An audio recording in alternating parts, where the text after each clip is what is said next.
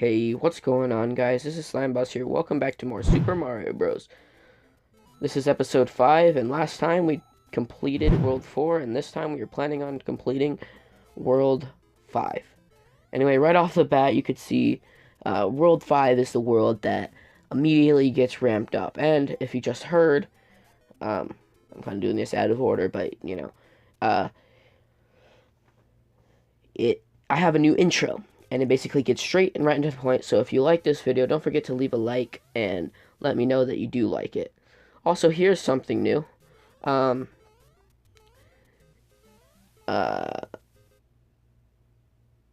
Yeah, so what's new is wind from the original Mario Bros. That has not been in that game before, but it is here now. Also, another fact about my setup here is that I actually have a new microphone. It is so cool. It works really well. For some reason, my phone's audio is way better than this one. It's only because it's plastic and it sticks out in a certain way, so that I have to basically speak louder in order for it to work. Anyway, we also see here some new piranhas by the name of red piranha plants, and they just go out faster. In the future of Mario, those seem to be the regular version of piranhas. Also, right here, for some odd reason, I just can't make this jump. It is so odd. And again, I don't know if you noticed this or if I said it. Did I say it? I didn't say it. I'm actually pre-recording this again. It's way easier just to record it normally because I could actually talk correctly in that case, but I don't know. It's just something weird. Also, there was I don't know. I had time to record, but I didn't have my microphone with me at the time, so it just made sense to just record it without the mic, and I'll record it later. Anyway, here's another new section is where you actually have to get over this, and for some reason I couldn't get Luigi to jump high enough. And I wonder if it's because it says Mario on the top, if you can see there. I actually had to switch versions of the ROM because there was a corruption with the last ROM. It was really, really weird. Once I got to World 5, it had this, like, super weird corrupted world. If you know what I'm talking about, let me know in the comments. But yeah, with this version of it, I think I still have Luigi's properties, but it still says Mario. On the score, and when you save Peach, you'll see the toads. Anyway, here's another new thing is where you can actually climb, or there's walls basically that are really big, and we see that a couple times throughout the game. Another thing that's recycled from Super Mario Bros. Is that there's actually levels that are recycled. I said a lot of recycled in that. Basically, just like 5-3 and 1-3, they're the same level except harder. In this game, a lot of the levels are refreshed. I think I mentioned it before, but it's basically more so in this game. For example, if they remade 1-3 in this game, then it would be twice as hard as it was in the original game, and then 5-3 in this game would be twice as hard as that, so it would be infinitely harder than the rest. Anyway, here we are in 5-2. I didn't mention it before, but yeah, we finished 1-3. Did I say 1-3? I meant 5-1. I don't even know where that came up. Also, I seem to like to die in one by one spaces. Like, it's so bad. Like, I don't know what's happened to me, but I think it's because of Luigi's physics about how slippery he is, and sometimes his high jump doesn't work properly. It's really weird, and he falls faster as well, which is something I didn't notice before. If you're trying to hold it so that you can make it to the jump. So yeah, this seems to be a hard jump as well. Just before the exit pipe, it's placed right underneath a fast piranha. And a few one-by-one gaps, which I, of course, can die in, because that's just who I am. So yeah, there's, again, when I ever do these post-voiced sections, there's not really much to talk about other than what's going on directly in the level, which seems to be nothing every time. But there's going to be a lot more to talk about in the bonus episode.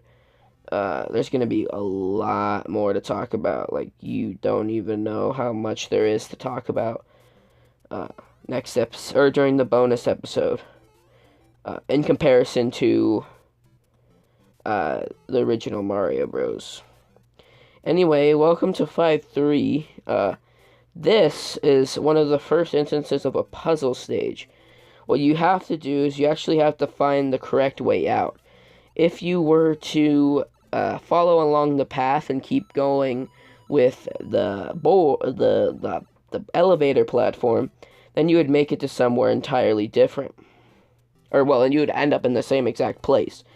And then you start off in this area that looks similar to the last area, but it actually isn't. It's just there to kind of trick you. Next we have the second section, which is not a puzzle section. It's just a generic get to the end. And this is the first time we're actually seeing an instance of this in Super Mario Bros. As a whole. One thing I got really cocky about is that the placement of the bullet bills. For some reason, every single time, or the first 3 times I did it, I bounced exactly on the bullet bill. But then the next 3 times, the bullet bill didn't spawn in the same spot, so it was making me angry, and then causing me to die a lot. So yeah, there's a problem with that. And then this flying blooper gave me a lot of stress as well, just trying to get on that platform, as you can see right here. I really don't like flying bloopers, like, at all. Flying bloopers are the epitome of Super Mario Maker. You thought I was going to say my life, but I didn't. That's a really dumb joke. Anyway, it was the epitome of Mario Maker. People think that the Lost Levels was the inspiration for Mario Maker. Or, well, you know, flying squid was in Super Mario Maker was inspired by this game, which kind of makes sense. I mean, I don't know how Super Mario Maker would tolerate that if that wasn't a thing. Maybe it just disappears when you place it. I don't know. Because a lot of things have a water-based version and a land version as well, like the skeletons in Mario Maker, the, dry bones in Mario Maker. Another thing carried over from Lost Levels into Mario Maker is the ability to place land enemies underwater. So yeah, there's a lot of crossover there, even though Nintendo likes to deny this game's existence in America. Other than the 2 re-releases, and beyond the 2 re-releases, Nintendo only thinks that one of them is official, which is kind of weird. More on those later. Hint, hint. Anyway, we are here finally at World 5-4. This one is actually, surprisingly enough, not a puzzle level, or a maze castle level. Actually, yeah, no, it definitely is not.